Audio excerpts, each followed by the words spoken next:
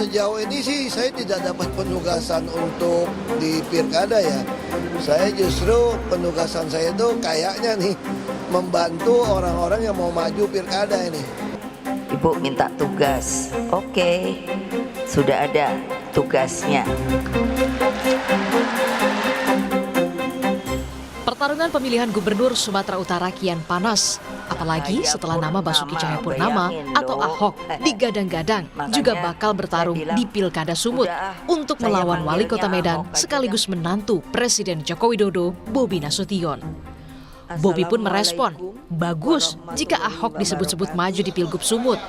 Bobi bilang, kontestasi Pilgub Sumut bukan perihal siapa lawan siapa, namun lebih kepada siapa yang ingin memajukan Sumatera Utara.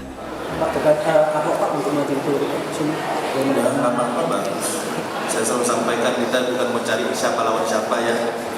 Saya bukan mencari, kita di Pilgub ini atau Pilkada di Sumatera Utara bukan siapa melawan siapa, saya sampaikan itu. Ya kalau memang untuk memajukan Sumatera Utara, siapapun yang dicalonkan dari partai apapun silahkan.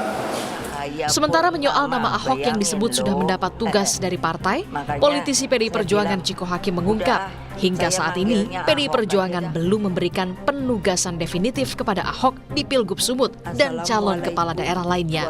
Memang belum ada kepastian dari PDI Perjuangan untuk bukan hanya Pak Ahok, tapi juga untuk calon-calon kepala daerah yang lain atau bakal calon kepala daerah yang sudah mendaftar, baik itu dari luar maupun dari internal.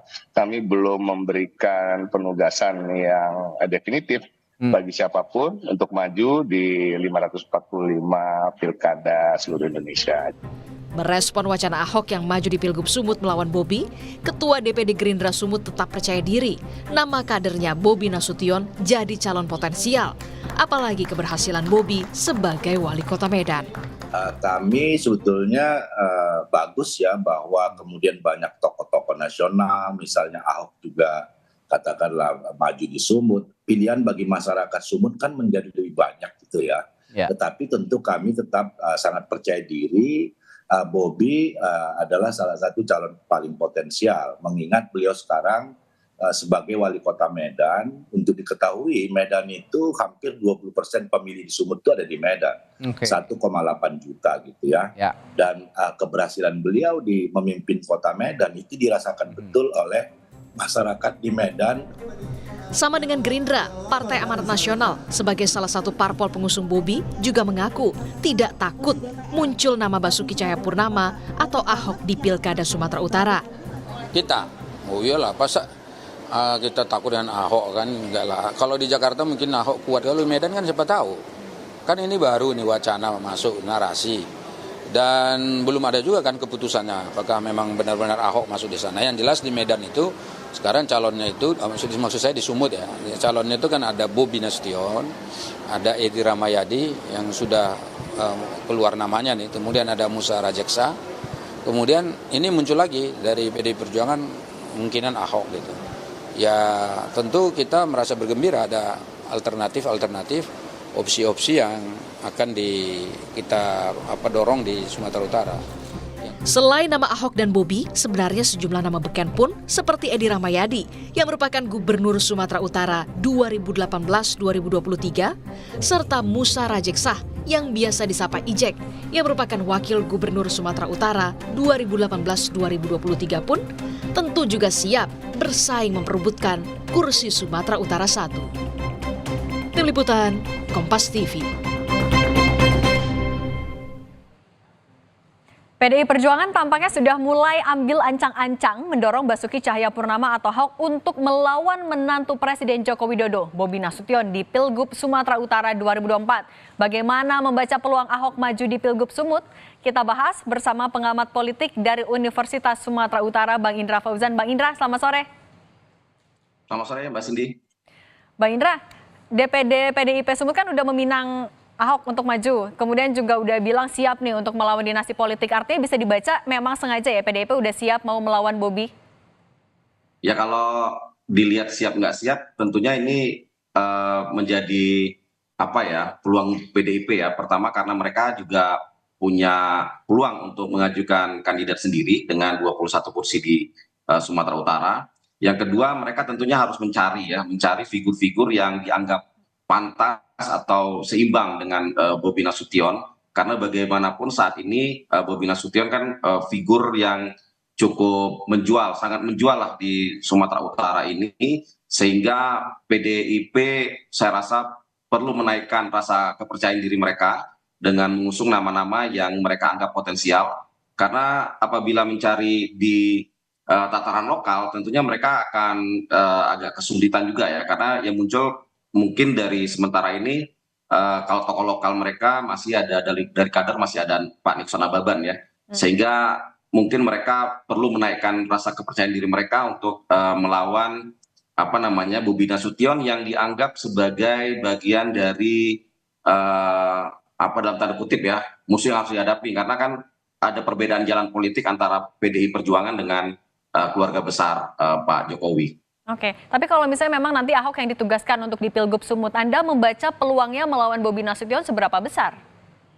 Ya kalau kita melihat pertama Sumatera Utara ini kan masyarakatnya sangat heterogen ya, dengan berbagai macam suku, yang terbesar adalah etnis Jawa, kemudian Melayu, Mandailing, Batak dan lain sebagainya.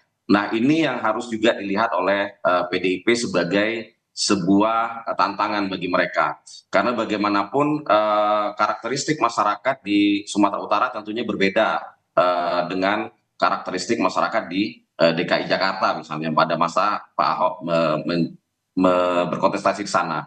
Nah kita bisa melihat di sini kemudian kan banyak faktor, misalnya tingkat pendidikan, tingkat ekonomi, karakteristik itulah yang kemudian harus dilihat sebagai sebuah tantangan. Yang kedua adalah Pak Ahok juga tadi belum pernah berinteraksi secara langsung ya, baik secara kebijakan, baik secara politik dengan masyarakat Sumatera Utara. Bahkan kebijakan-kebijakan beliau pun tidak ada. Bahkan ketika misalnya beliau menjadi komisaris pun tidak juga bersinggungan secara langsung. Nah inilah yang kemudian menjadi tantangan bagi PDIP untuk meraih simpati masyarakat Sumatera Utara.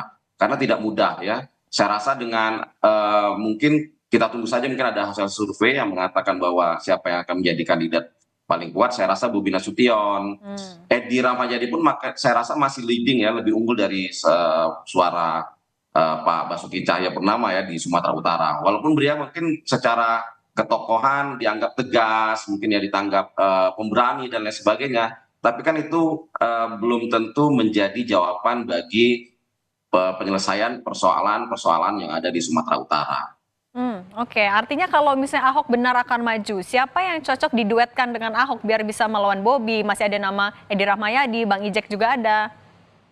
Kalau melihat komposisi duet ya, saya rasa dari keempat nama ini sangat berat rasanya untuk kembali didudukkan di nomor 2 ya, Mbak Cindy ya. Karena kan Edi Rahmayadi petahana, Bobi Nasution sudah jelas dia bersikukuh ingin menjadi gubernur orang nomor 1. Nah paling memungkinkan mungkin Musara Jeksa ya, karena dia pernah menjadi wakil gubernur. Tapi kan posisi dia Pak Musara Jeksa sekarang adalah ketua Golkar di Sumatera Utara, kemudian ada prestasi yang dianggap sangat baik ya, karena dia memenangkan Golkar di Sumatera Utara dengan 22 kursi, dan bahkan ada peluang mereka pun bisa mengusung kandidat sendiri ya tanpa berkoalisi. Nah ini apabila kita ingin melihat siapa kandidat-kandidat yang akan menjadi wakil dari 4 nama itu, kemungkinan kecil mereka akan saling berpasangan ya. Tapi kemungkinan kecil juga akan banyak pasangan, misalnya empat calon yang akan bertanding misalnya. Itu saya rasa sangat kecil. Paling memungkinkan 2 kandidat atau 3 kandidat yang akan bertarung di Sumatera Utara. Oke, tapi kan kalau di Partai Golkar sendiri yang dikasih surat tugas ada 2, ada Bang Ijek, ada sama Bobi juga. Artinya akan salah satu di antara itu aja ya? Ya, saya rasa ini juga kan kita akan melihat dari Golkar sudah menyatakan bahwa mereka berdasarkan hasil survei mereka, internal mereka, kemudian juga saya rasa dinamika politik di Sumatera Utara, kemudian kepentingan elit Golkar di Koalisi Indonesia Maju itu sangat mempengaruhi. Dan saya rasa walaupun sudah ada surat tugas, mungkin angin sekarang agak berhembus kencang ke arah Bobi Nasution, mengarah ke situ, karena bagaimanapun dengan berpindahnya Bobi ke Partai Gerindra ini secara psikologis ada tekanan psikologis kepada Golkar untuk segera menentukan siapa yang akan mereka dukung. Walaupun sebenarnya Pak Musara Jeksa juga sudah bersikuku ingin maju, tapi kan ada komunikasi-komunikasi politik yang harus dilalui, kemudian juga mekanisme partai yang harus dilalui, sehingga saya rasa ketika surat tugas itu diberikan kepada Bobi Nasution dan Musara Jeksa, ini adalah pilihan-pilihan yang paling realistis. Dan faktanya saat ini Bobi Nasution sedang unggul ya, saya rasa ya sedang unggul dalam karena beliau sekarang menjabat sebagai wali kota Medan, kemudian juga dilihat sebagai representasi dari kekuasaan saat ini, dan itu menguntungkan beliau secara hitung-hitungan politik. Anda melihatnya mungkin nggak kalau akhirnya Bobi tetap maju dari Gerindra, kemudian Ijek juga tetap maju dari Golkar, beda koalisi? Mungkin nggak Anda membacanya? Kalau saya pribadi ya melihatnya agak kecil kemungkinan ya Mbak ya. Karena apa? Walaupun Golkar dalam tanda kutip bisa mencalonkan sendiri, tapi untuk untuk menjadikan kendaraan sendiri ini kan harus ada komunikasi elit ya. Intervensi elit mungkin akan terjadi di situ. Makanya kita tidak bisa mengatakan bahwa Golkar akan bisa bermain sendiri karena mereka berada dalam koalisi Indonesia Maju sekarang.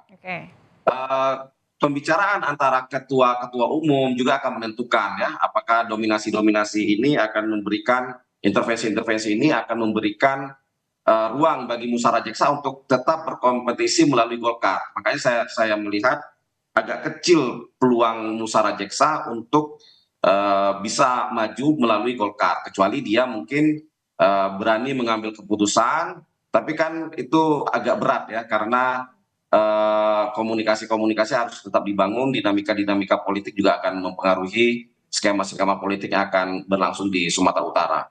Jadi memang komunikasi tingkat elit ini akan mempengaruhi keputusan di tingkat daerah. Bang Indra, tapi kalau untuk di Sumatera Utara, untuk peta politiknya dinamikanya sekarang gimana? Apakah koalisi yang kemarin di Pilpres juga akan berlaku lagi nih di Pilgub Sumut? Kemungkinan bisa saja seperti itu, tapi koalisi Indonesia Maju kemungkinan besar akan bersatu kembali, dan saya melihat juga Nasdem dan PKB sepertinya sudah melunak ya. Mereka juga sepertinya dalam pengamatan saya mereka cenderung ya mendukung Bobi Nasution dalam hal ini, walaupun belum ada statement, tapi komunikasi politik yang kita lihat dengan mereka tidak mengeluarkan statement apapun saat ini, mereka sepertinya punya kecenderungan akan bergabung ya. Begitu juga dengan mungkin partai-partai lain, seperti mungkin bahkan ketika kita agak melihat bahwa Bobi pun melalui perwakilannya mengambil formulir juga di Partai Keadilan Sejahtera. Nah, dengan perhitungan seperti itu, maka apabila mereka betul-betul mendukung Bobi Nasution, ini kan menjadi suara mayoritas di parlemen. Dan apabila ada Golkar di situ dengan 22 kursi, ini akan lebih besar lagi. Makanya kecenderungannya akan ada dua kandidat yang akan bertarung. Dengan catatan PDIP juga akan mengusung kandidat mereka sendiri. Seperti itu Mbak. Bang Indra, kita kan tahu 3 besar di Sumut itu, satunya Golkar, ketiga Gerindra, tengah-tengah PDIP. Kalau tadi kata Bang Indra, kayaknya PKB Nasdem juga mulai melunak deh ke arah Bobi. Kalau mayoritas semua mendukung Bobi, PDIP kuatkah melawan koalisi itu?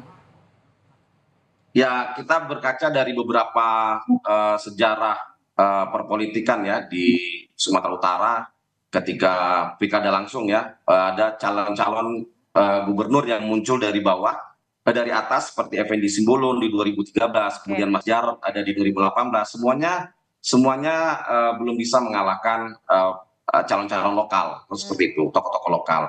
Nah, ditambah lagi beberapa faktor yang membuat Bobi sangat kuat saat ini, karena memang prestasi beliau mungkin ada beberapa hal pembangunan infrastruktur beliau di Kota Medan ini saya rasa cukup membanggakan ya, sehingga bisa diviralkan, kemudian bisa menjadi bukti keseriusan beliau misalnya. Kemudian juga beliau kan juga jangan dilupakan menantunya Presiden Jokowi yang sedang berkuasa saat ini. Kemudian ketika beliau mengambil keputusan masuk Gerindra, itu partainya Presiden Prabowo nanti, sehingga itu perhitungannya yang harus dilihat. Nah, apakah persoalannya PDIP mampu atau tidak, kita akan melihat seperti ini. Petanya loyalis PDIP mungkin akan berhadapan dengan loyalisnya Presiden Jokowi, ataupun mereka dulu yang berhadapan dengan dalam pemilihan presiden dan legislatif. Oke, Bang Indra, artinya kalau siapapun nanti yang maju kita anggap Bobi, Ahok, kemudian ada Ijek dan juga Edi Rahmayadi, apa PR yang harus mereka perhatikan untuk menggayat hati warga Sumut? Ya, kalau sebenarnya banyak persoalan di Sumatera Utara ini ya Mbak Cindy ya, misalnya seperti infrastruktur ya. Infrastruktur ini bukan sesuatu yang baru lagi terkait dengan isu-isu infrastruktur, misalnya terkait dengan jalan provinsi ya, yang selalunya mengalami kendala. Kemudian yang paling penting adalah persoalan koordinasi antara pemerintah provinsi dengan daerah. Nah, selama ini ya kita bisa melihat beberapa tahun yang lalu terkadang ada terkendala komunikasi antara pimpinan gubernur dengan pimpinan daerah. Bahkan mungkin waktu itu Pak Edi juga berkonflik kan dengan beberapa bupati. Nah, persoalannya adalah pembangunan. Kemudian juga adalah persoalan korupsi ya, korupsi yang selalunya menjadikan Sumatera Utara ini sebagai daerah yang sangat rawan ya terkait dengan korupsi. Nah, itu tantangan-tantangan berat.